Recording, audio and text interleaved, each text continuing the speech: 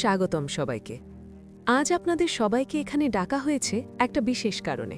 কারণটা খুব জটিল কিছু না, আবার খুব সাধারণও না। আমরা আমাদের ব্যবসাটাকে একটা সিঁড়ি ভেঙে ওপরে তুলতে চাই, আর সেই সিঁড়িটা যেন আপনাদের জন্য খুব খাড়া না হয়, বরং বেশ আরামদায়ক হয়। সেটাই আমাদের আজকের আলোচনার মূল প্রতিপাদ্য। একটা দৃশ্য কল্পনা করুন। ধরুন আপনি আরএফএলের একজন সেলসম্যান। কাঠ ফাটা রোদ মাথায় নিয়ে আপনি একটা দোকানে ঢুকলেন একটা প্লাস্টিকের চেয়ার বিক্রি করতে। দোকানদার হয়তো নানান বাহানা ধরবে, দামাদামি করবে, কিন্তু একটা প্রশ্ন সে কখনোই করবে না। ভাই, আরএফএল কোম্পানিটা আবার কারা? এদের বাড়ি কই? কেন করবে না? কারণ এই নামটা তার মগজে গেঁথে গেছে। টিভিতে বিজ্ঞাপন, ফেসবুকে পোস্ট, সব মিলিয়ে কোম্পানিটি তার অবচেতন মনে একটা বিশ্বাসের জায়গা করে নিয়েছে।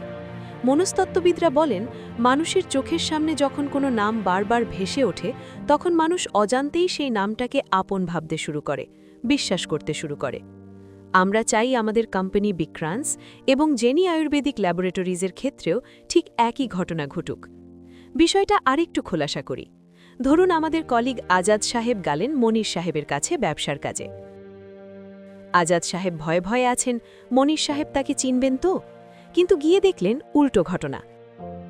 মনির সাহেব হাসি মুখে বলছেন, আরে, আপনাদের কোম্পানি তো বেশ নামডাক করেছে শুনলাম, আপনাদের প্রোডাক্ট নাকি দারুণ।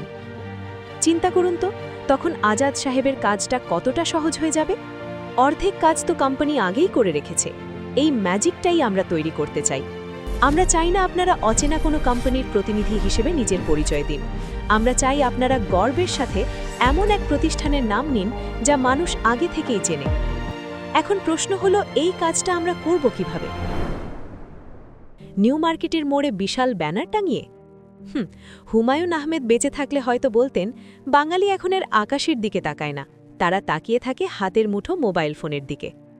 নিউ মার্কেটের ব্যানার সবাই দেখবে না, কিন্তু ফেসবুক বা টিকটক, রিকশা চালক থেকে শুরু করে বড় সাহেব সবাই দিনের একটা বড় সময় এখানে ব্যয় করেন। তাই আমরা ঠিক করেছি, মানুষের পকেটের ওই মোবাইল ফোনের স্ক্রিনেই আমরা আমাদের জায়গা করে নেব। এখানে আমাদের আইটির টিমের ছেলেরা রাত দিন খাটবে। তারা প্রযুক্তির মারপেচে বের করবে কারা আমাদের আসল কাস্টমার। কিন্তু আপনাদের একটা বিশেষ কাজ আছে। কাজটা খুব ছোট, কিন্তু এর প্রভাব বিশাল। একে বলা যেতে পারে সোশ্যাল ভ্যালিডেশন। ধরুন আমরা ফেসবুকে আমাদের সুগার ব্যালেন্স প্লাসের একটা ছবি দিলাম।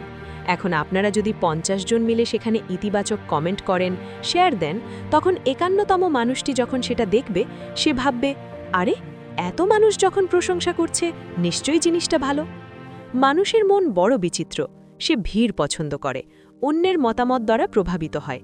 আপনাদের কাজ হলো সেই ইতিবাচক হাওয়াটা তৈরি করা।